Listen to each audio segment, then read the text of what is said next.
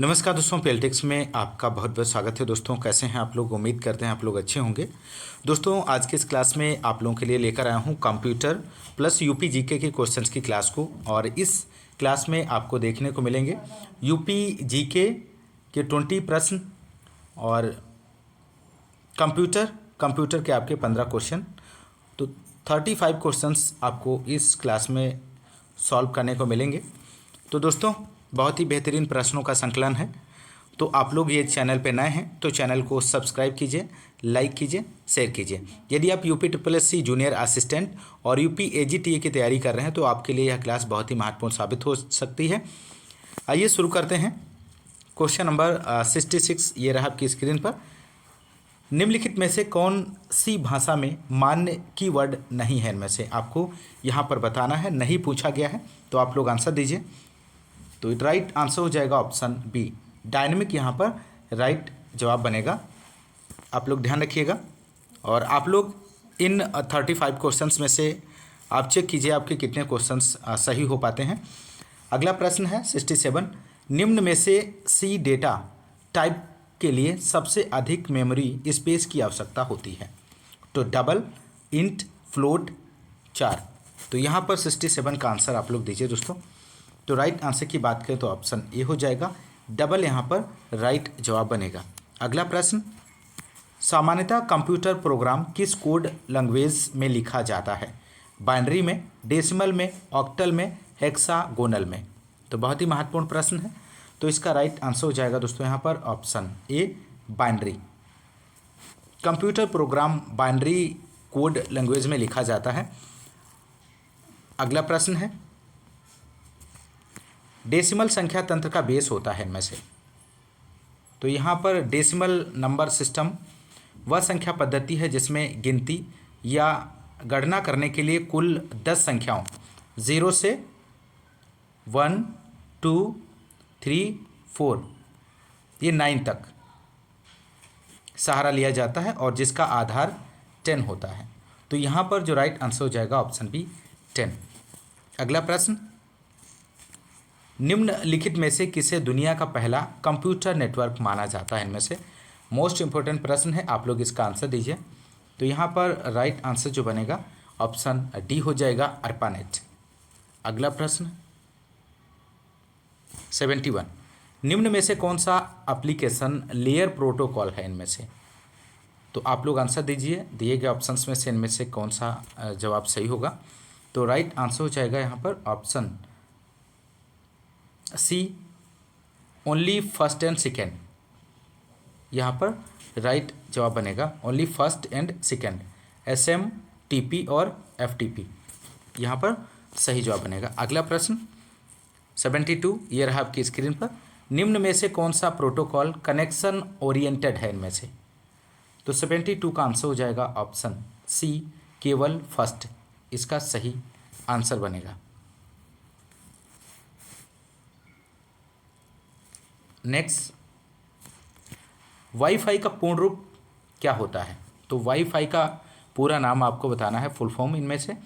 तो यहाँ पर राइट आंसर हो जाएगा wireless Fidelity, option D right जवाब बनेगा, वायरलेस फिडेलिटी। ध्यान रखिएगा।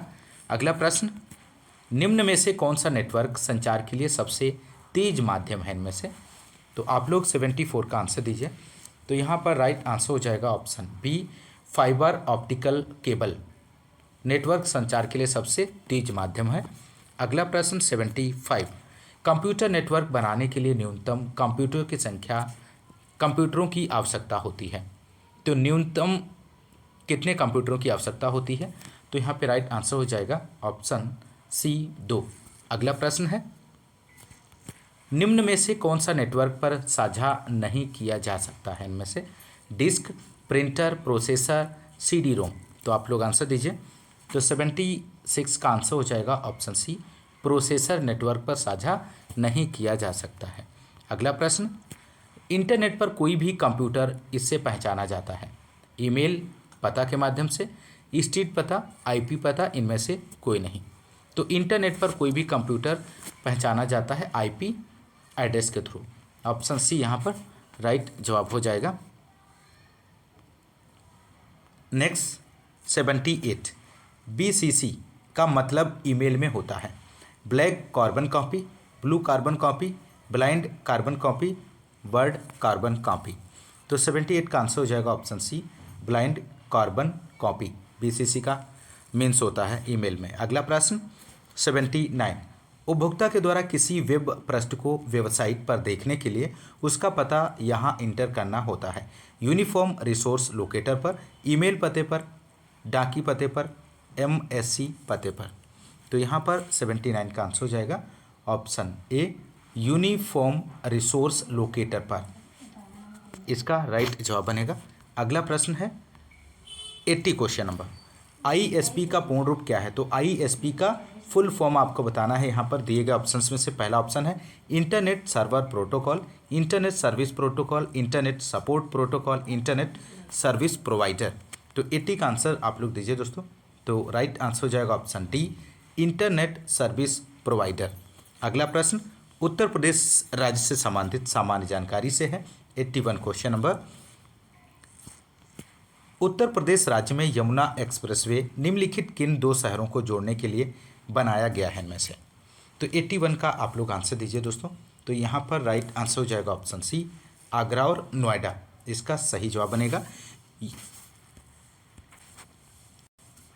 यमुना एक्सप्रेसवे की बात करें तो कुल इसकी लंबाई है 165.537 किलोमीटर है, जो ग्रेटर नोएडा को आगरा से जोड़ती है।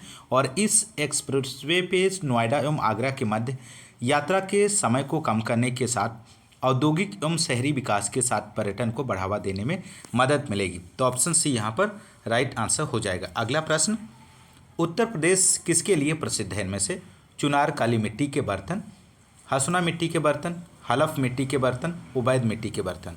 तो यहाँ पर राइट आंसर हो जाएगा उत्तर प्रदेश चुनार काली मिट्टी के बर्तन के लिए प्रसिद्ध है। उत्तर प्रदेश अपने बेहतरीन काली मिट्टी के बर्तनों के लिए प्रसिद्ध है, जिसमें डिजाइन को उकेरने के लिए सिल्वर पेंट की मदद ली जाती है। और उत्तर प्रदेश के मिर्ज़ापुर जिले में स्थित चुनार काली मिट्टी के सबसे अधिक और बेहतरीन सजावटी बर्तनों का उत्पादन करता है।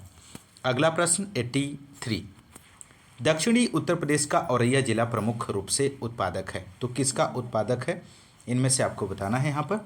तो राइट आंसर हो जाएगा ऑप्शन सी, शुद्ध देसी घी के लिए। यहाँ पर ऑप्शन सी सही जवाब हो जाएगा। अगला प्रश्न, उत्तर प्रदेश में कौन से शहर को चर्मोद्योग की राजधानी के रूप में जाना जाता है? 24 का आंसर हो जाएगा कानपुर। यहाँ पर सही जवाब बनेगा। उत्तर प्रदेश में चमड़ा उद्योग का प्रमुख केंद्र कानपुर में है और यह चर्मोद्योग राजधानी के रूप में प्रसिद्ध है। चमड़े के जूते, सूटकेस, पेटियां बनाने के प्रमुख केंद्र उत्तर प्रदेश में कानपुर, लखनऊ, मेरठ, बरेली, आगरा, दयालबाग में स्थित है। ध्यान रखिएगा। अगला प्रश्न 85, कुशीनगर बौद्ध लोगों का एक लोकप्रिय पर्यटन स्थल है। यहाँ हिरन का उद्यान है, मलगंध कुटी विहार है, तिब्बती मंदिर है, रामाभर स्तूप है।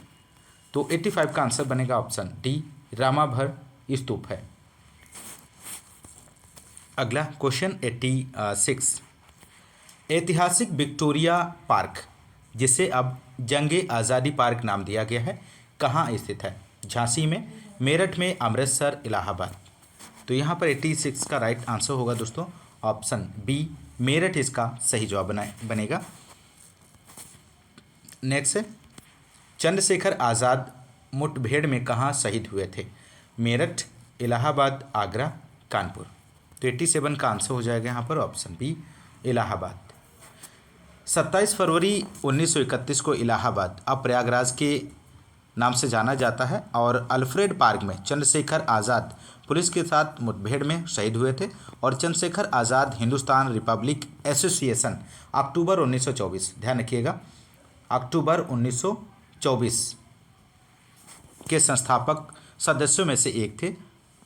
अगला प्रश्न 88, हरदौल कथा विशेष रूप से किसके लोकगीत हैं जो कि उत्तर प्रदेश और मध्य प्रदेश में फैले हुए हैं? इनमें से मिर्ज़ापुर ऑप्शन ए है, ऑप्शन बी है बुंदेलखंड, ऑप्शन सी है अवध, ऑप्शन डी है ब्रज। तो 88 का आप लोग आंसर दीजिए दोस्तों। तो यहाँ पे राइट आंसर हो जाएगा बुंदेलखंड। अगला प्रश्न 89, उत्तर प्रदेश एवं बिहार का बारिश के मौसम का एक लोकप्रिय मनोरंजन इनमें से कौन सा है? तो 89 का आंसर हो जाएगा ऑप्शन ए झूला। अगला प्रश्न 90, वर्ष 2011 की जनगणना के अनुसार उत्तर प्रदेश की जनसंख्या का वृद्धि प्रतिशत क्या है इनमें से? तो 90 का आंसर हो जाएगा 20.23%। नेक्स्ट, 2011 की जनगणना के अनुसार उत्तर प्रदेश का सर्वाधिक साक्षर जनपद कौन था? तो 91 का आंसर हो जाएगा कानपुर नगर। अगला प्रश्न, उत्तर प्रदेश का राजकीय पुष्प निम्नलिखित में से कौन है इनमें से? तो 92 का आंसर हो जाएगा पलाश, ऑप्शन डी सही जवाब बनेगा। अगला प्रश्न, निम्न में से कौन सा उत्तर प्रदेश का राजकीय पशु है इनमें से? तो यहाँ पर ऑप्शंस दिए गए हैं, आप लोग आंसर दीजिए। तो राइट आंसर हो जाएगा ऑप्शन बी बारहसिंगा, इसका राइट जवाब हो जाएगा। उत्तर प्रदेश का राजकीय पशु की बात करें तो बारहसिंगा है और इसका जीव वैज्ञानिक नाम रोसर्वस डुआ ओसेली है और यह उत्तर प्रदेश के तराई वन क्षेत्र में पाए जाते हैं। अगला प्रश्न 94, उत्तर प्रदेश का राज्य पक्षी इनमें से कौन सा है? तो यहाँ पर राइट आंसर हो जाएगा ऑप्शन बी सारस। उत्तर प्रदेश का राज्य पक्षी सारस है। सारस विश्व में सबसे लंबा उड़ने वाला पक्षी है और इसका वासस्थान दक्षिण एशिया है। सारस का वैज्ञानिक नाम की बात करें तो ग्रस एंटिगोन है। अगला प्रश्न 95, उत्तर प्रदेश का राज्य पक्षी क्या है इनमें से? तो 95 का आंसर हो जाएगा ऑप्शन बी सारस। अगला प्रश्न 96 है, उत्तर प्रदेश सरकार द्वारा कन्या विद्याधन योजना के अंतर्गत छात्राओं को प्रोत्साहन हेतु कितनी राशि प्रदान की जाती है इनमें से? तो 96 का आंसर हो जाएगा यहाँ पर ऑप्शन ए 30,000। उत्तर प्रदेश सरकार द्वारा कन्या विद्याधन योजना के अंतर्गत 12वीं की परीक्षा उत्तीर्ण करने वाली लड़कियों को 30,000 रुपये की राशि आगे की पढ़ाई के लिए आर्थिक सहायता के रूप में प्रदान की जाती है। अगला प्रश्न 97, कन्या विद्याधन योजना के अंतर्गत उत्तर प्रदेश सरकार द्वारा किस कक्षा में उत्तीर्ण होने पर प्रोत्साहन हेतु धनराशि दी जाती है? तो 97 का आंसर हो जाएगा ऑप्शन डी 12वीं कक्षा। नेक्स्ट 98 क्वेश्चन नंबर है, उत्तर प्रदेश सरकार द्वारा कन्या विद्याधन योजना के अंतर्गत वर्ष 2016 की कक्षा 12 में उत्तीर्ण चयनित छात्राओं को प्रोत्साहन हेतु कितनी धनराशि प्रदान की गई है? तो 98 का यहाँ पर जो आंसर हो जाएगा ऑप्शन डी बनेगा 30,000। अगला प्रश्न 99, BHU किस शहर में स्थित है? तो BHU की बात करें तो BHU बनारस हिंदू यूनिवर्सिटी उत्तर प्रदेश के वाराणसी जिले में स्थित है और इसकी स्थापना मदन मोहन मालवीय द्वारा वर्ष 1916 में की गई थी और यह एक केंद्रीय विश्वविद्यालय है। यह एशिया का सबसे बड़ा आवासीय विश्वविद्यालय है, ध्यान रखिएगा। अगला प्रश्न और अंतिम क्वेश्चन है, बनारस हिंदू विश्वविद्यालय किस वर्ष स्थापित किया गया था? तो इसका राइट आंसर हो जाएगा 1916 में। तो दोस्तों ये रहे यूपी जीके और कंप्यूटर के 35 क्वेश्चंस को आपने इस क्लास में सॉल्व किया और ये क्लास जो है आपको पर डे प्रोवाइड की जा रही है इस चैनल के माध्यम से। ये तीसरी क्लास है, इसके पहले 2 क्लासेस आपको कंप्लीट करा दी गई हैं। यदि आपने नहीं देखा है तो आप लोग इसी वीडियो के डिस्क्रिप्शन में आपको प्लेलिस्ट मिल जाएगी यूपी जीके कंप्यूटर के नाम से, वहाँ पर जाके आप लोग देख सकते हैं। दोस्तों इसी तरह आपको यूपी जीके और कंप्यूटर की क्लास भी आपको प्रोवाइड की जा रही है। इसके साथ ही साथ एग्रीकल्चर की क्लास प्रोवाइड की जा रही है यदि आप यूपी AGTA की तैयारी कर रहे हैं। तो दोस्तों इस चैनल के माध्यम से जुड़े रहने के लिए आप लोग ये चैनल पे नए हैं तो आप चैनल को सब्सक्राइब जरूर कीजिए। मिलते हैं नेक्स्ट क्लास में, तब तक के लिए नमस्कार, जय हिंद, धन्यवाद।